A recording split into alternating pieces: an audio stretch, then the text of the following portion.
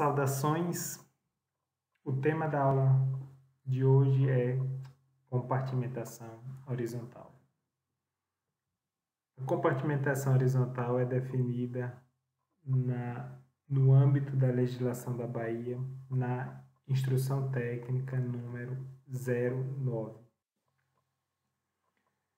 Os objetivos da aula, portanto, serão conceituar a compartimentação horizontal, entender a obrigatoriedade e a necessidade da compartimentação horizontal e compreender os elementos constituintes da compartimentação horizontal.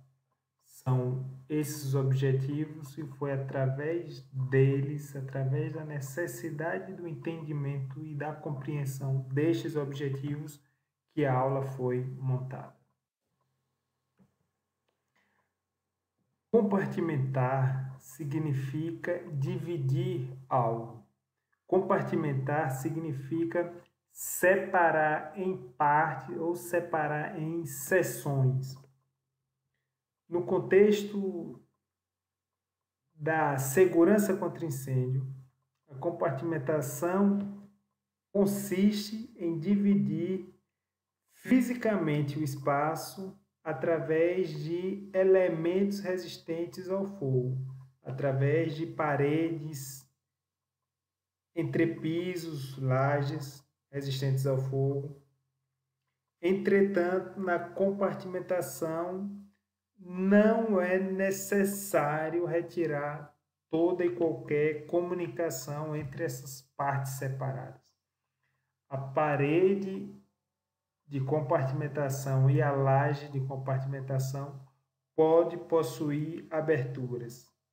Entretanto, essas aberturas que permitem a comunicação entre os espaços compartimentados devem, da mesma forma, ser resistentes ao fogo, com grau de proteção igual ou semelhante ao nível de proteção dos elementos brutos, das paredes ou das lajes.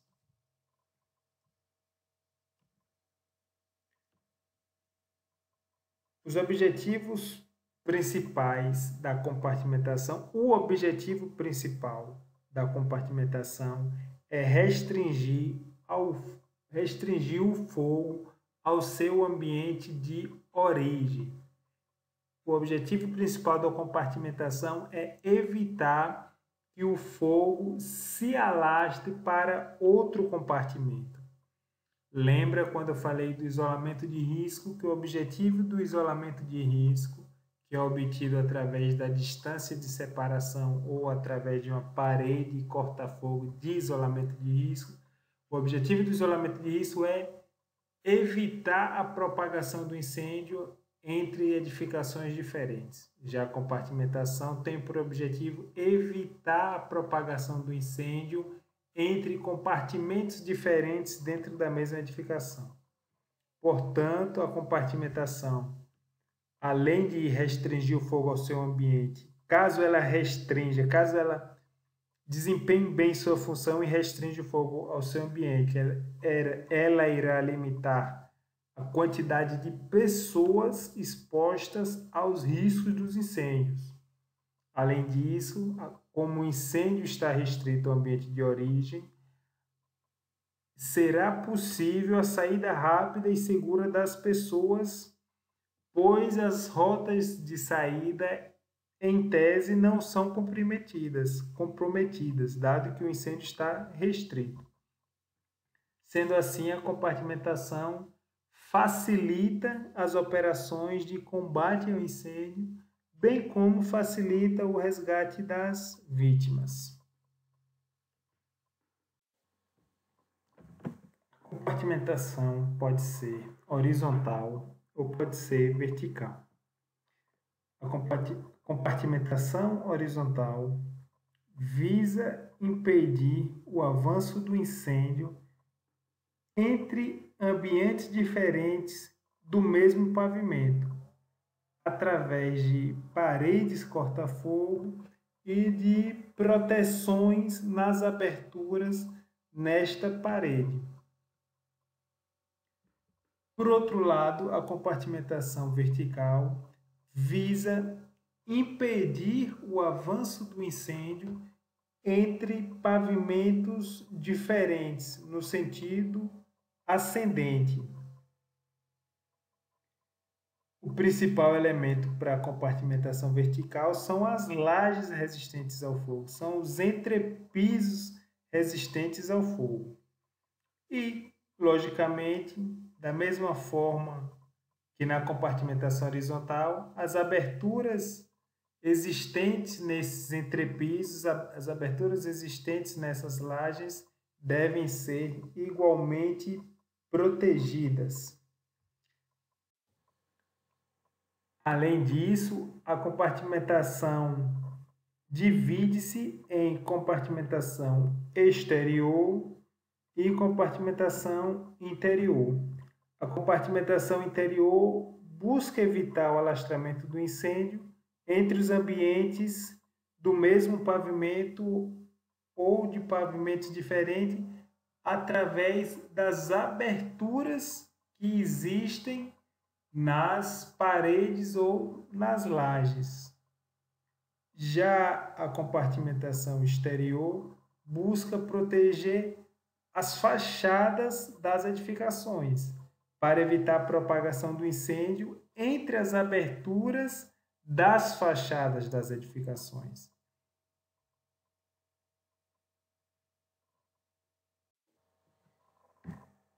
Dessa forma, um bom projeto e uma boa execução da compartimentação, obedecendo a estes requisitos técnicos, são perfeitamente capazes de fornecer um grande nível de proteção à edificação.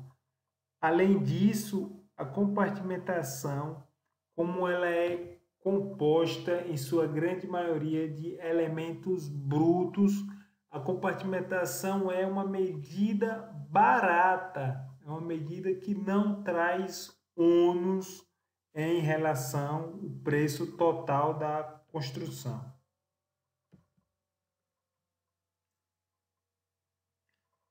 A pergunta que não quer calar: a compartimentação isola o risco?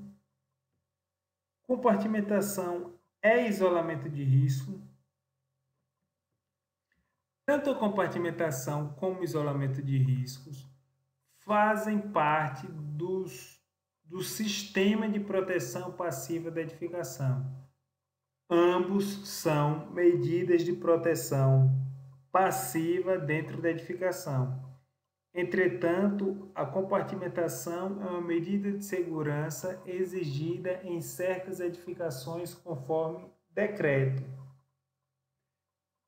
E o isolamento de risco é uma medida que não é exigida a priori, mas ela é necessária caso queira-se considerar duas edificações dentro da mesma propriedade de forma separada. A compartimentação, ela não isola os riscos. A compartimentação permite que o risco seja integrado. Mesmo com a compartimentação na edificação, o risco entre os ambientes da mesma edificação, este risco é integrado, mesmo havendo compartimentação, mesmo havendo parede e laje resistente ao fogo, mesmo havendo proteções resistentes ao fogo nas aberturas, mesmo assim a compartimentação não isola os riscos, dado que dentro da edificação estaria ocorrendo um incêndio. Se dentro dessa edificação está ocorrendo um incêndio, não é possível falar que outro compartimento desta mesma edificação não está em risco de incêndio. O risco de incêndio existe sim. Portanto, a compartimentação não isola o risco, apesar de contribuir e dificultar a propagação do incêndio, apesar de contribuir para a segurança da edificação, dificultando a propagação do incêndio. Dessa forma, temos que entender quando a compartimentação horizontal é obrigatória. Como todas as outras medidas de segurança contra incêndio e pânico, a obrigatoriedade delas é dada pelas tabelas do decreto. Então, consultando as tabelas do decreto, será possível saber quando será necessária a compartimentação horizontal na edificação.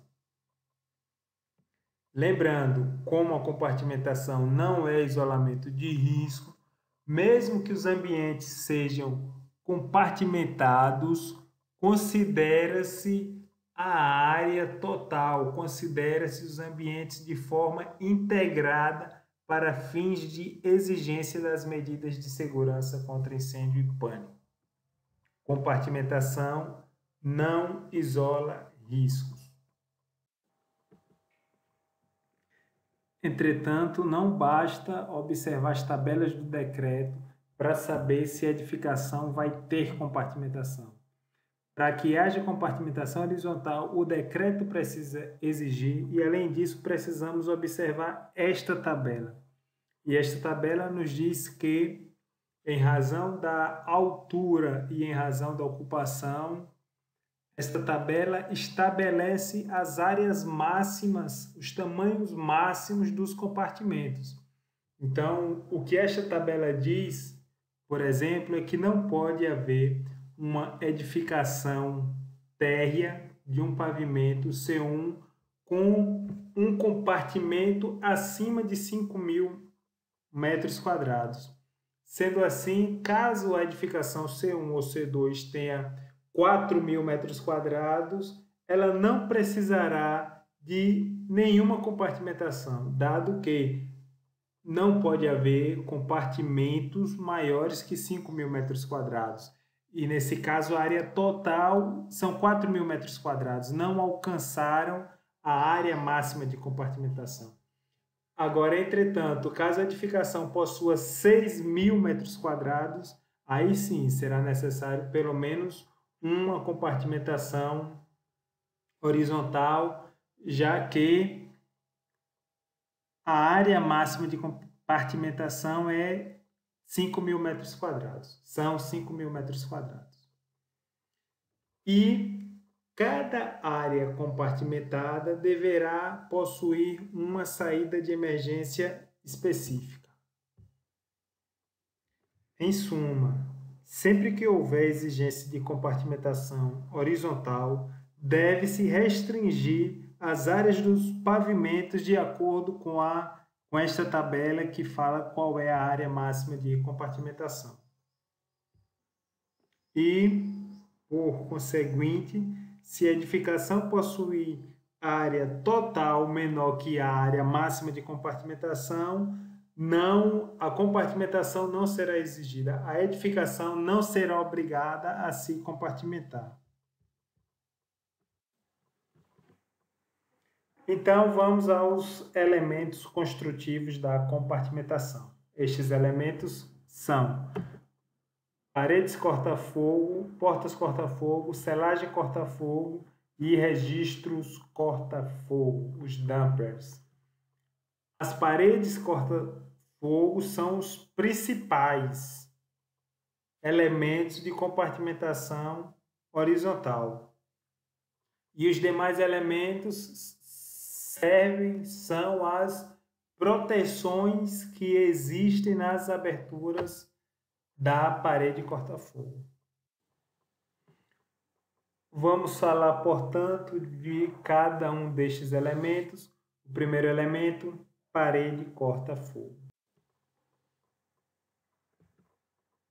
Lembrando que um elemento corta-fogo, um elemento construtivo com a característica corta-fogo, é aquele que possui resistência mecânica, integridade mecânica, possui estanqueidade aos gases e à fumaça, ou seja, não permite frestas ou aberturas por quais seja possível passar fumaça, e o elemento para ser corta-fogo também precisa de isolamento térmico, ou seja, ele precisa não permitir a passagem de calor por condução da face exposta ao incêndio para a face não exposta ao incêndio.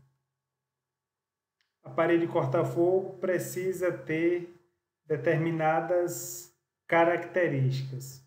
As principais são o prolongamento superior de 1 metro acima do telhado e o afastamento entre as aberturas em lados opostos da parede corta-fogo. Esse afastamento mínimo precisa ser 2 metros. Ou seja, as aberturas situadas em lados opostos da parede corta-fogo devem ter afastamento entre si de no mínimo 2 metros.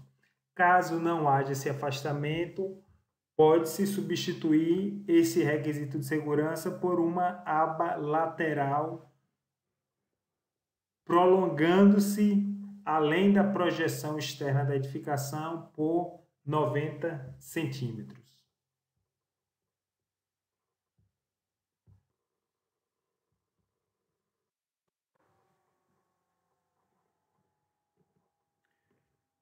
Como já falado, as aberturas na mesma fachada, situadas em lados opostos da parede corta-fogo, elas devem ser afastadas entre si por, no mínimo, 2 metros.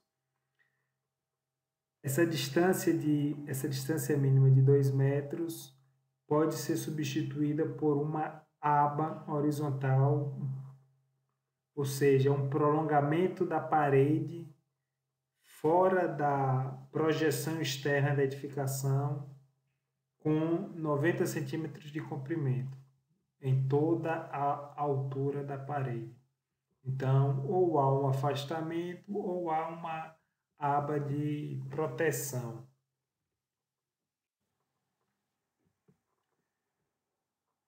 Como falado no slide anterior, aqui entre esta porta que está aberta e a janela não há os 2 metros de afastamento necessário, dado que são duas aberturas na mesma fachada situadas em lados opostos da parede corta-fogo. Como não há afastamento de 2 metros, a parede corta-fogo foi prolongada para fora da edificação.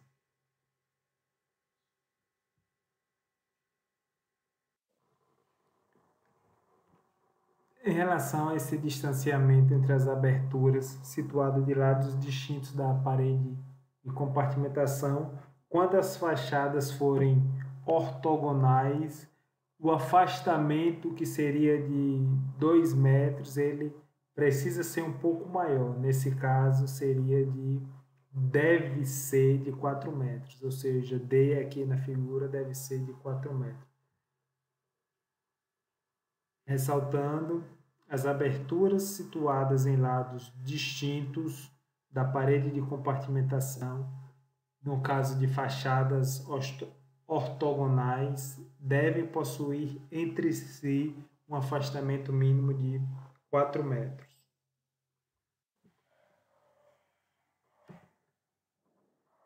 Além disso, a IT de compartimentação também prevê um distanciamento de segurança entre as fachadas. E esse distanciamento depende apenas da porcentagem de abertura.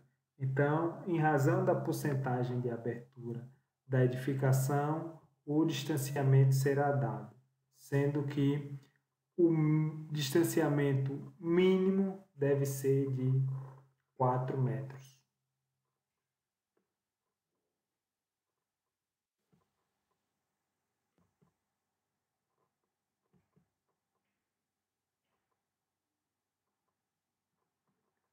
No caso de edificações situadas não de forma paralela uma à outra, o afastamento deve ser medido na projeção horizontal entre as aberturas mais próximas. Caso as edificações sejam paralelas, mede-se de fachada a fachada. O segundo elemento construtivo da compartimentação são as portas corta-fogo. As maiores aberturas em uma parede corta-fogo tendem a ser as aberturas para passagem de pessoas, e essas aberturas são protegidas por portas corta-fogo. Da mesma forma que as paredes, as portas precisam possuir resistência mecânica, precisam possuir estanqueidade e precisam possuir isolamento térmico. Uma definição técnica da NBR 11711 diz que porta corta-fogo é um dispositivo móvel que fecha aberturas entre paredes e é capaz de retardar a propagação do fogo, calor e gases do incêndio de um ambiente a outro. Lembrando que a porta corta-fogo para saída de emergência deve permanecer fechada e deve possuir o auxílio de fechamento automático, ou seja, caso ela fique aberta, caso alguém esqueça de fechar, ela deve fechar-se sozinha. Entretanto, a porta corta-fogo deve permanecer fechada, mas destrancada no sentido da saída, de modo que, se alguém for sair da edificação pela porta corta-fogo, não encontre mais dificuldades, dado que seja possível, ao empurrar a porta corta-fogo ou acionar a barra acionadora da barra antipânico, a porta deverá se abrir sem oferecer maiores resistências.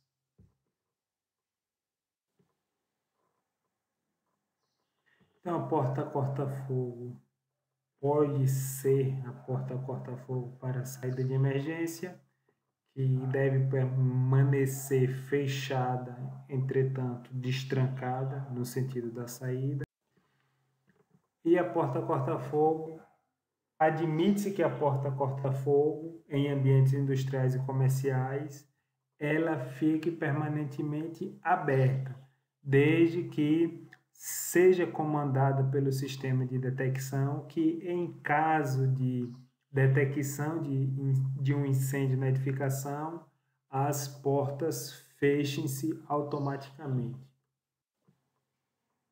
Agora vamos falar da selagem corta-fogo.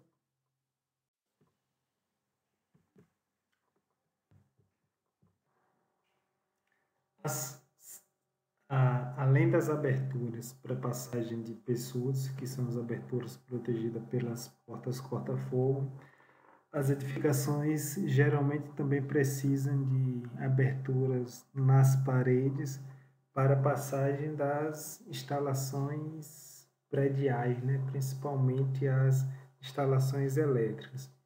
E essas aberturas, se não forem devidamente protegidas, são capazes de permitir a passagem dos produtos da combustão, a passagem da fumaça e a passagem dos demais gases.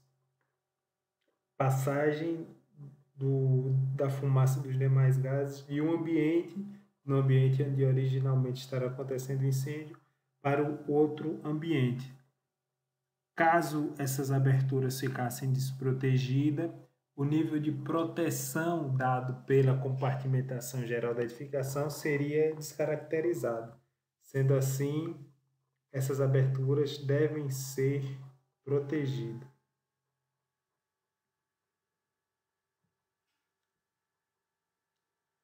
Em relação às passagens de instalações elétricas, telefônicas, de água e qualquer outra que permita a comunicação entre diferentes ambientes, devem ser protegidas através dos selos corta-fogo, através da selagem corta-fogo. O que é isso? A selagem corta-fogo é a aplicação de um selante corta-fogo com ação expansiva, ou seja, são produtos intumescentes e resistentes ao fogo que devem ser aplicados nas aberturas referidas, de modo que eles criem uma barreira protetora contra a passagem das chamas. o fato, a característica intumescente do selo corta-fogo significa que quanto maior a temperatura que ele é exposto, mais ele incha. Se ele incha, a tendência é que ele vede com cada vez mais perfeição essa abertura na parede. E no caso de tubos de plástico de diâmetro superior a 40 milímetros, estes devem receber uma selagem que seja capaz de, no caso de destruição do tubo, a selagem deve fechar o buraco deixado pelo tubo. Ou seja, a IT entende que 40 milímetros, 4 centímetros, já seria o tamanho suficiente para a passagem da fumaça, de modo a levar risco para outra área compartimentada. Sendo assim, quando o tubo for deste tamanho ou maior, é necessário que a selagem seja suficiente para fechar o buraco ocasionado pela destruição do tubo.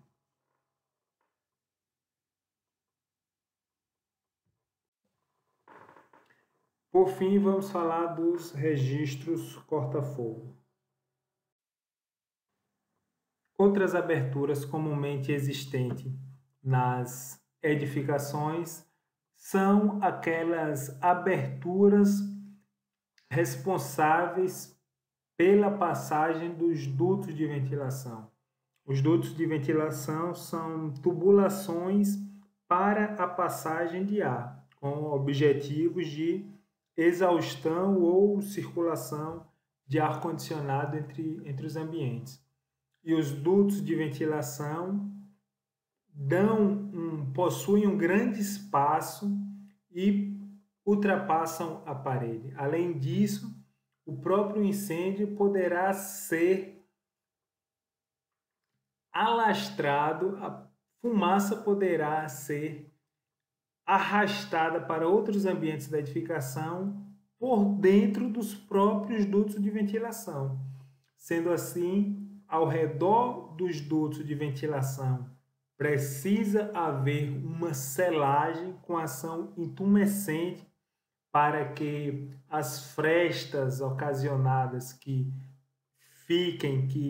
persistam entre o duto de ventilação e a parede sejam vedadas. Além disso, dentro do duto de ventilação precisa haver um mecanismo de proteção, dado que os dutos possuem uma área seccional maior, sendo assim, eles são um caminho rápido para a propagação do fogo.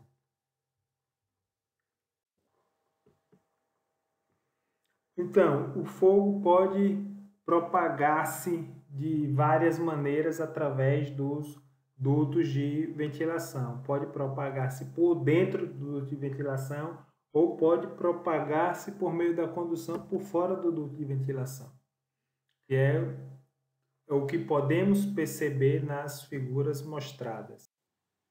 Dessa maneira, o interior dos dutos devem ser providos de registros corta-fogo adequados à tubulação em que eles estão inseridos.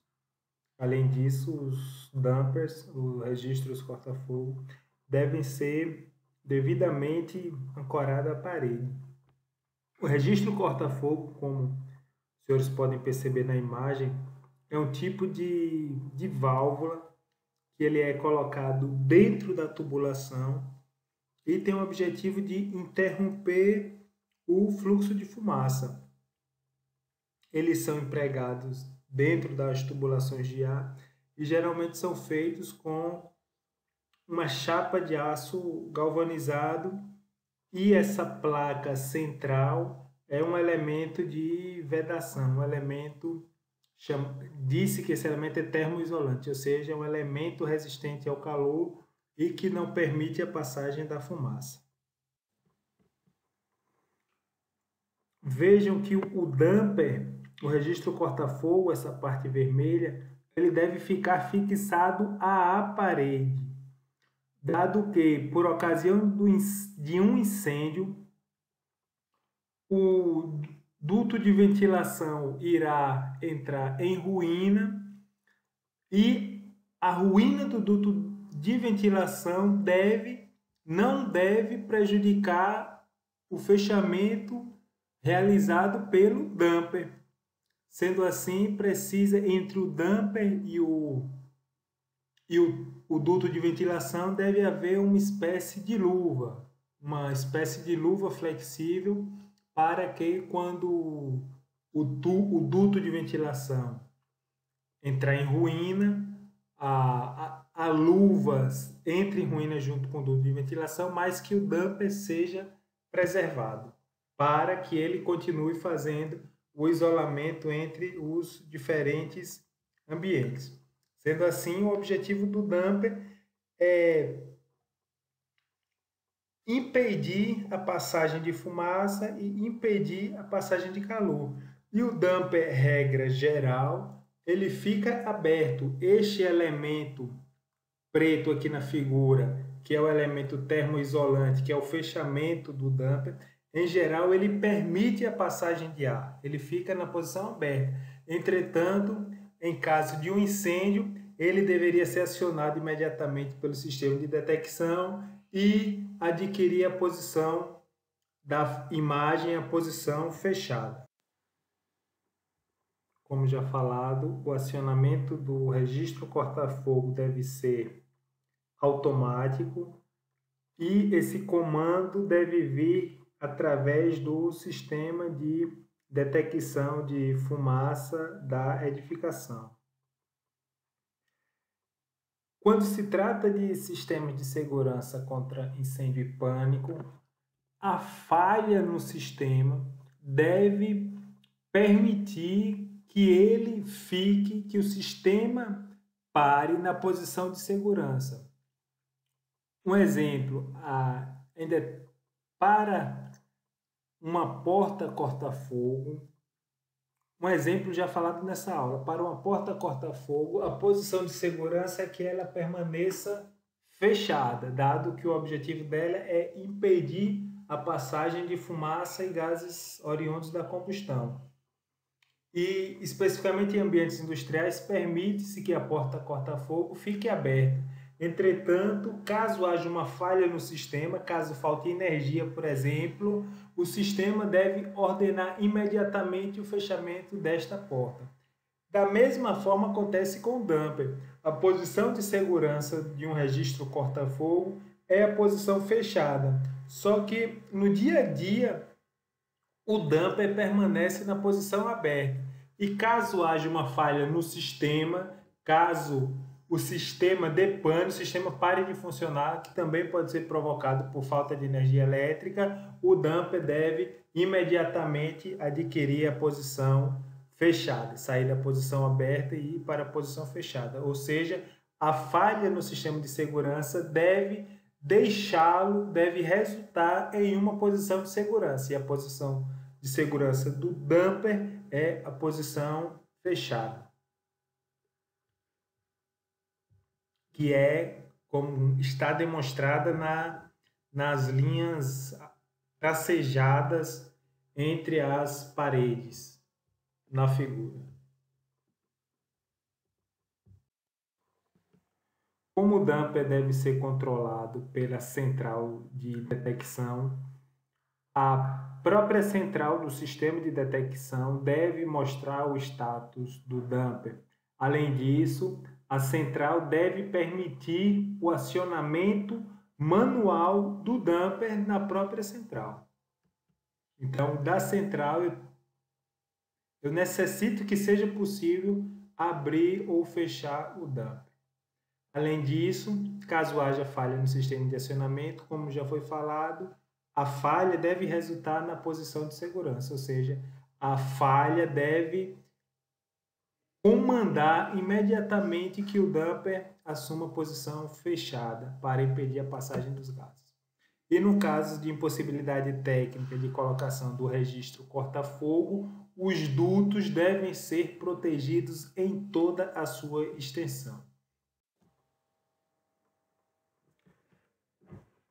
Falando sobre o tempo requerido de resistência ao fogo dos elementos de proteção, os elementos de proteção podem possuir tempo requerido de resistência ao fogo 30 minutos inferior ao TRRF da estrutura principal, desde que nunca sejam inferior a 60 minutos.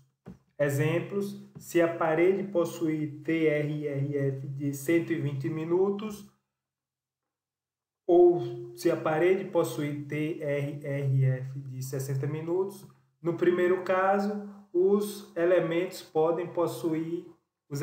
de proteção das aberturas dessa parede podem possuir até 90 minutos, no mínimo 90 minutos de resistência ao fogo. Entretanto, se a parede tiver o TRRF de 60 minutos, os elementos não poderão ter o tempo de resistência ao fogo menor que 60 minutos, porque a própria disposição da IT diz que o tempo de resistência ao fogo destes elementos nunca podem ser inferiores a 60 minutos.